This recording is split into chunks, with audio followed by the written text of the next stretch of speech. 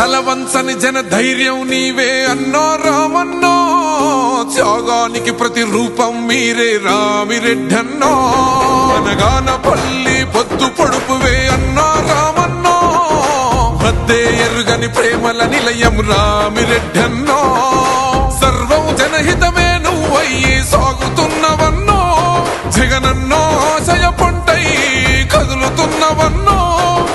పేదల దిక్కై నిలిసినవో, పేరెంతో పొందినవో.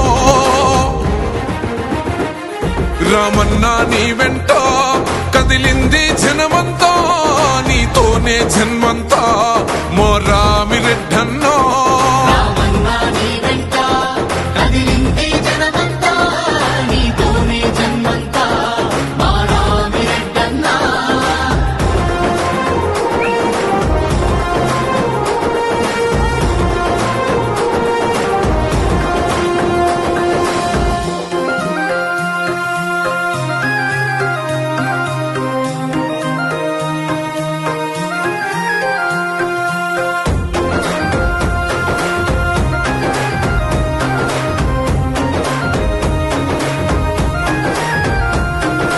పేదల దోచిన ద్రోహులపై అగ్గై మండినవో, నెత్తురు చిందిన ఈ భూమిపై ప్రగతిని చూపినవో. పేదల దోచిన ద్రోహులపై అగ్గై మండినవో, నెత్తురు చిందిన ఈ భూమిపై ప్రగతిని చూపినవో. తరాల చీకటి అంతం చేసిన పున్నమి చంద్రునివో, ఇంటి బిడ్డవై వేదన తీర్చిన పేదల సూర్యునివో. ఓ మండే నిప్పుల కొలిమై రగిలిన కోగడవే నీవో, కొల్లా కపటము ఎర్రగని ప్రజలకు ప్రేమను పంచినవో. వైఎస్ఆర్ సిపి జెండకు వారధి నీవన్నో. రామన్నా నీ వెంట కదిలింది జనమంతా, నీతోనే జన్మంతా మో రామిరెడ్డన్నో.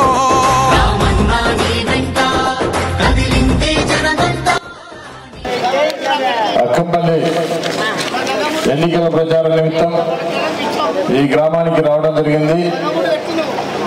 ఈ గ్రామానికి ముఖ్య అతిథులుగా వచ్చేసినటువంటి మండల వైఎస్ఆర్ పార్టీ నాయకులు శీలారెడ్డి గారు, జెడ్పీటీసీ వెంకటసుబ్బారెడ్డి గారు, ఈ గ్రామ సర్పంచ్ వెంకటకృష్ణారెడ్డి గారు, నాగిరెడ్డి గారు, వెంకటరామరెడ్డి గారు, కె వెంకటరామరెడ్డి గారు, ప్రసాద్ రెడ్డి గారు, శివారెడ్డి గారు, హనుమంతరెడ్డి గారు, అదేవిధంగా పెద్దరామరెడ్డి గారు,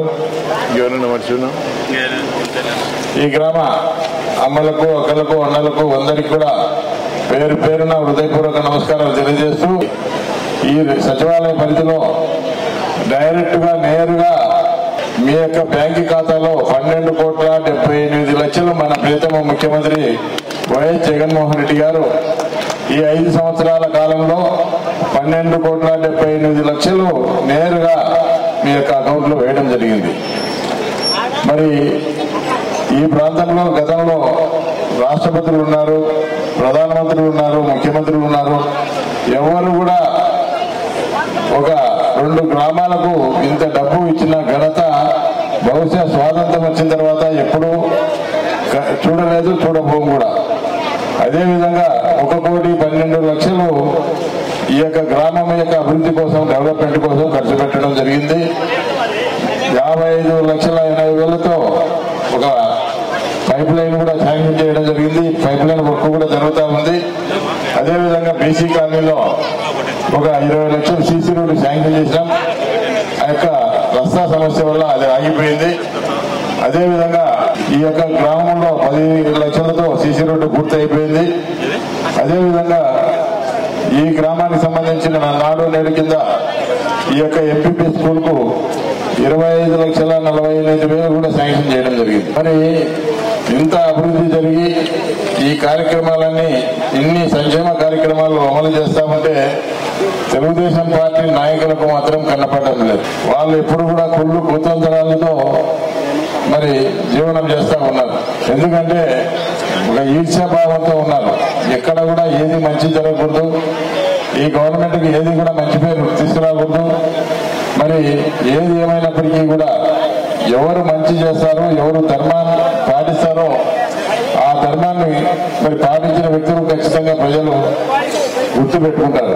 ఈరోజు మన జగన్మోహన్ రెడ్డి గారు కులం కానీ మతం కానీ ప్రాంతం కానీ పార్టీ అనేది చూడకుండా ధర్మం ప్రకారంగా ప్రతి ఒక్కరికి కూడా ఆయనకు ఓటు వేసిన వాళ్ళకు ఓటు వేయని వాళ్ళకు అందరికీ కూడా ఈ యొక్క సంక్షేమ పథకాలు ఇస్తా ఉన్నారు. కాబట్టి మనం కూడా ధర్మాన్ని పాటించి ఆయన జగన్మోహన్ రెడ్డి గారిని రెండోసారి మన ముఖ్యమంత్రిగా చూసుకోవాల్సిన బాధ్యత మనందరిపైన ఉందనే విషయాన్ని కూడా గుర్తు చేస్తా ఉన్నా.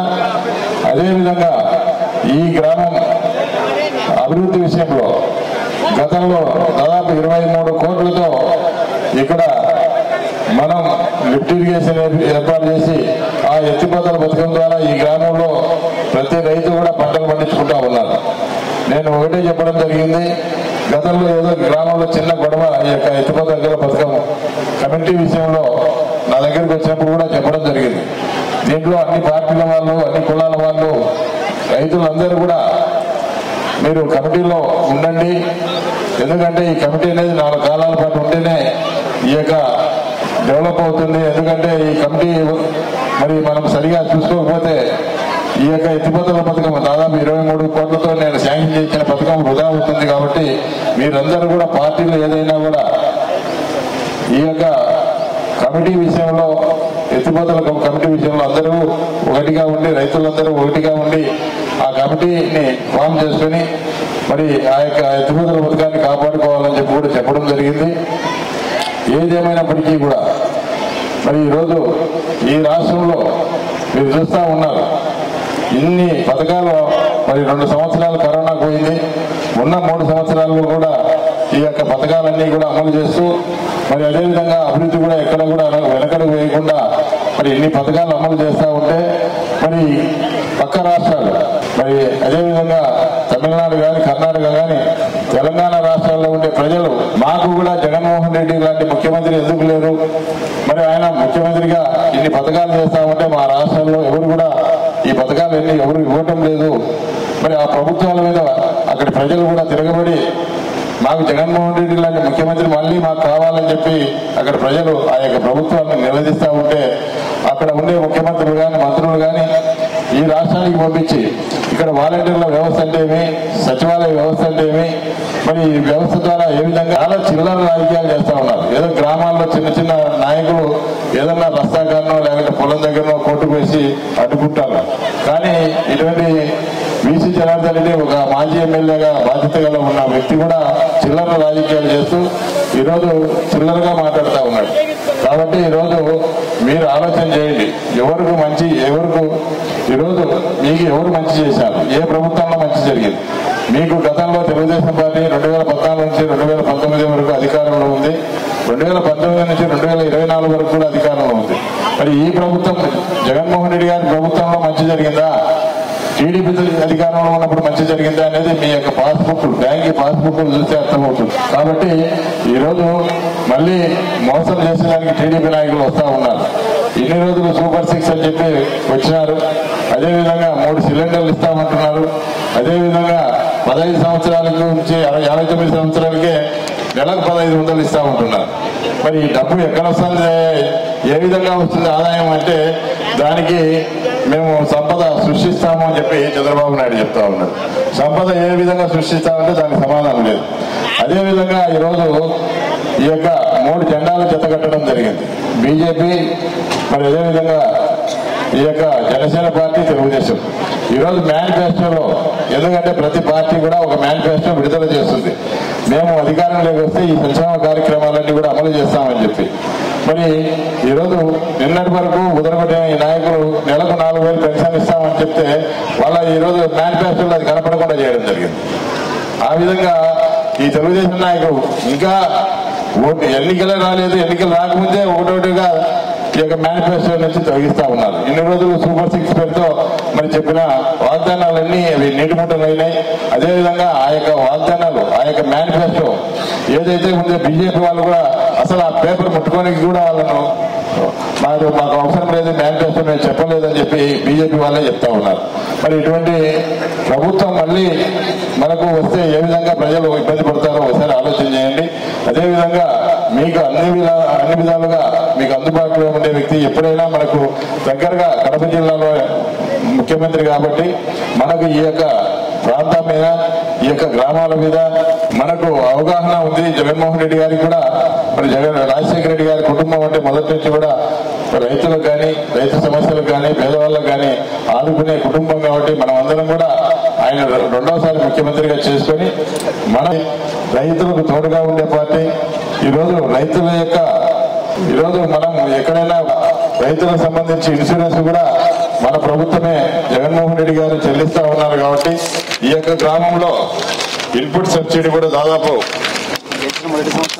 186 మందికి ఇన్సూరెన్స్ రావడం జరిగింది. మరి అదేవిధంగా గతంలో తెలుగుదేశం పార్టీ అధికారంలో ఉన్నప్పుడు ప్రధానమంత్రి ఫసల్ బీమా యోజన అనే పథకం ఉండేది. ఆ పథకము మరి రైతులు 25%, రాష్ట్ర ప్రభుత్వం 25%, కేంద్ర ప్రభుత్వము 50% చెల్లించే పరిస్థితి ఉంటే కేంద్రం అయితేనేమి రైతులు అయితేనేమి 75% చెల్లించాలి. కేవలం 25% రాష్ట్ర ప్రభుత్వం డబ్బు కట్టలేదనే ఉద్దేశంతో ఆ యొక్క ఇన్సూరెన్స్ రాలేదు. మన జగన్మోహన్ రెడ్డి గారి ప్రభుత్వం వచ్చిన తర్వాత 165 కోట్లు మనం ఆ యొక్క ఇన్సూరెన్స్ కంపెనీ వాళ్ళకు డబ్బు కడితే మన నియోజకవర్గానికి దాదాపు 70 కోట్లు రావడం జరిగింది. ఈ గ్రామానికి సంబంధించినంత వరకు 2019లో మరి ఎంత డబ్బు వచ్చింది అనేది మీ యొక్క బ్యాంక్ అకౌంట్ లో చూసుకోండి. దాదాపు ప్రతి రైతుకు కూడా 3 లక్షలు 4 లక్షలు కూడా రావడం జరిగింది. కాబట్టి ఈరోజు రైతుల ప్రభుత్వం ఇది, రైతులకు అండగా ఉండే ప్రభుత్వం. తప్పకుండా రేపు మళ్ళీ అధికారంలోకి వచ్చిన తర్వాత ఇంకా రైతుల యొక్క సమస్యల కోసం తప్పకుండా కృషి చేయడం జరుగుతుంది. అదేవిధంగా ఈరోజు ఎస్సీ, ఎస్టీ, బీసీ, మైనార్టీ వర్గాలకు సంబంధించి మరి 45 సంవత్సరాల నిన్న బీసీ మహిళలకైతేనేమి, ఎస్సీలకైతేనేమి, ఎస్టీలకైతేనేమి కూడా 18,750 నుంచి ఇప్పుడు మళ్ళీ రెండవసారి ముఖ్యమంత్రి అయిన తర్వాత 30 ఆ యొక్క బీసీ కాలనీకి సంబంధించి రోడ్డు కూడా నేను ఇస్తానని చెప్పి కూడా స్థలాన్ని రోడ్డుకు పోయేదానికి ఇస్తానని చెప్పి కూడా చెప్పడం జరిగింది. అది తప్పకుండా ఈ మా యొక్క ట్రస్ట్ తరఫున ఆయనకు డబ్బులైనా ఇచ్చేది సరే ఆ యొక్క రోడ్డు సౌకర్యం ఏర్పాటు చేస్తాం. అదేవిధంగా ఎస్సీ కాలనీ కూడా కాలనీ ఏర్పాటు చేశారు కానీ దానికి రోడ్డు లేదు. తప్పకుండా కలెక్టర్ గారితో మాట్లాడి ఆ యొక్క రోడ్డుకు ఆ ఎవరిదైనా రైతు ఉంటే ఆ రోడ్డుకు స్థలమైన కొనుగోలు చేసి శాశ్వతంగా మరి ఎవరికి ఎలాంటి ఇబ్బంది లేకుండా అక్కడ రోడ్డు వేసే కార్యక్రమం కూడా చేస్తామని చెప్పి, అదేవిధంగా ఈ మిగిలిపోయినటువంటి ఈ యొక్క పనులు, ఈ యొక్క పైప్ లైన్ పనులు త్వరలోనే పూర్తి చేసి ప్రతి ఇంటికి కూడా కుళాయి ఇచ్చి ప్రతి ఇంటికి నీళ్లు ఇస్తామని చెప్పి కూడా తెలియజేస్తూ ఇంతతో ముగిస్తాం. ఫ్యాను గుర్తుకి ఓటేద్దాం, మన కాటసాని రామిరెడ్డి అన్నను మళ్లీ గెలిపించుకుందాం.